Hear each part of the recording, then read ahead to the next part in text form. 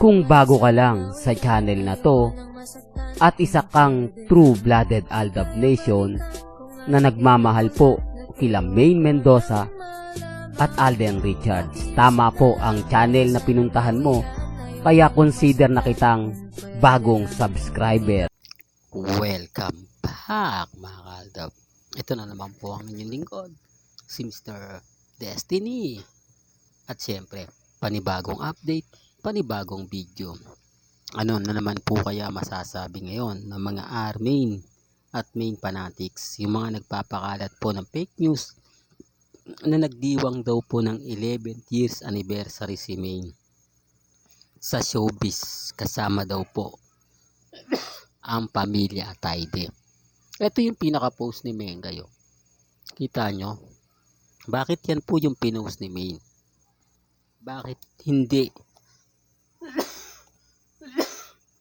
yung sinasabi po nilang kasama sina Ibiang, congressman at ang buong pamilya ng Atayde?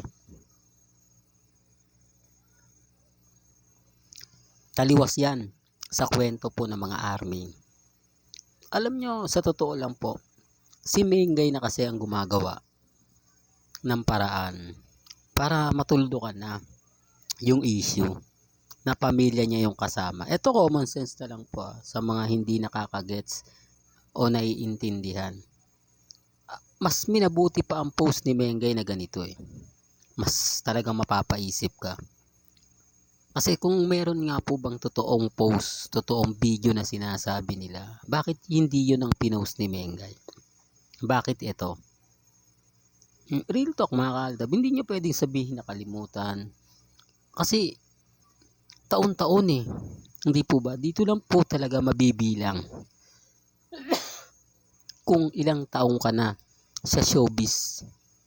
Ito lang yung masasagot mo o may pagmamalaki mo na hindi ka nawala, na hanggang ngayon artista ka pa rin, hanggang ngayon may kumukuha pa rin sa'yo, hanggang ngayon kilala ka pa rin po ng mga tao. Hindi po tulad ng iba, hindi po tulad ng mga taong mapanghusga, hindi po tulad ng iba na talagang mapapaisip ka, talagang masasabi mo na ganito, masasabi mong ganon. Kaya kita nyo kalmado at kampante si Mr. Destiny, na kahit balibalik ta rin natin ang sitwasyon, alam natin ang mga nangyayari at nagaganap. Alam natin kung sino nga po ba talaga yung totoong kasama ni Maine Mendoza. Totoong video na hindi niya lang pwedeng ipakita.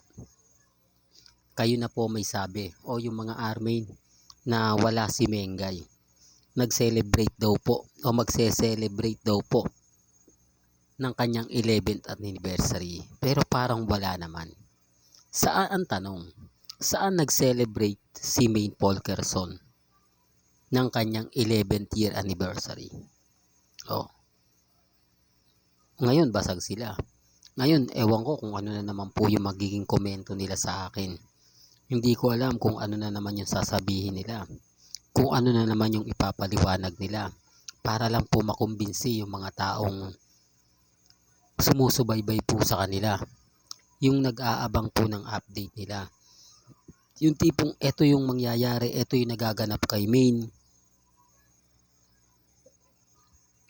Na umaasa lang naman po sila sa mga admin. Samantalang yung admin ngayon, wala naman po talagang nakikita. Wala naman po talagang kaalam-alam.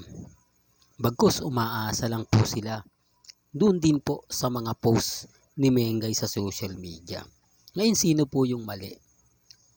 Sino po sa palagay nyo nagsasabi ng tama? Yung walang ebidensya at resibo?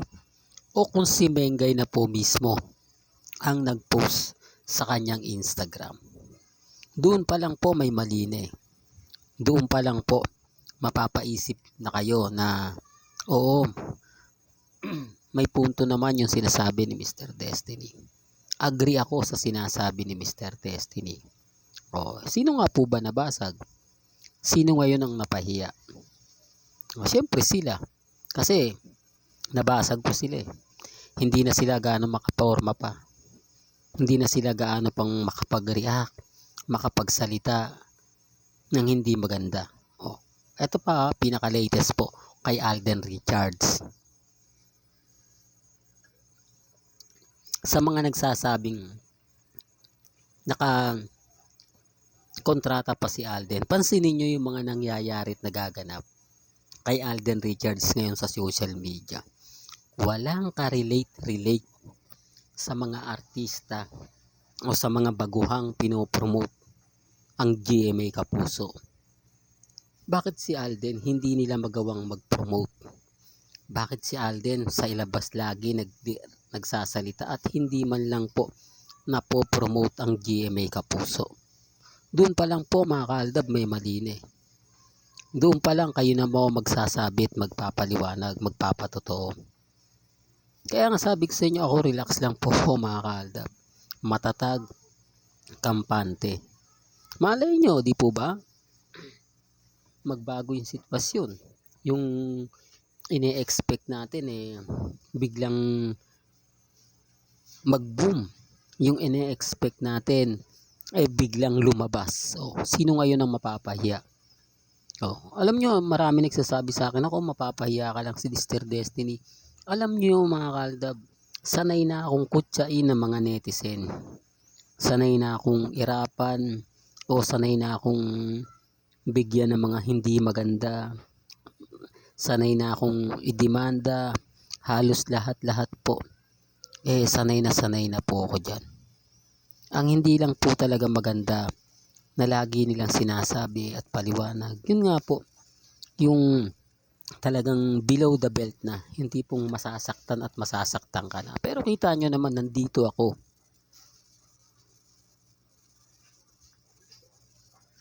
Matatag at hindi natitinag.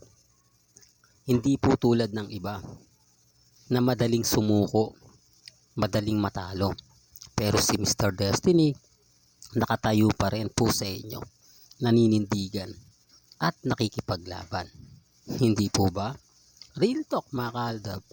Kaya hindi ako basta-basta sumusuko. Alam ko sa bandang huli, tayo pa rin po magkakampi. Tayo pa rin po magkita-kita sa finish line. Real talk mga kaaldab. Kaya nga sabi ko, yung mga komento ninyo, pabor man o hindi, nire-respeto ko po yan at ginagalang. Hanggang dito na lang po ang ating latest updates. Kaya kung gusto nyo pa po ng pinaka-latest at sariwang update, abay tumutok lang po kayo dito po sa channel ni Mr. Destiny para updated po kayo sa mga bago at sa mga latest na i-upload po natin maya-maya lang. Hanggang sa muli, salamat po sa panonood at pakikinig.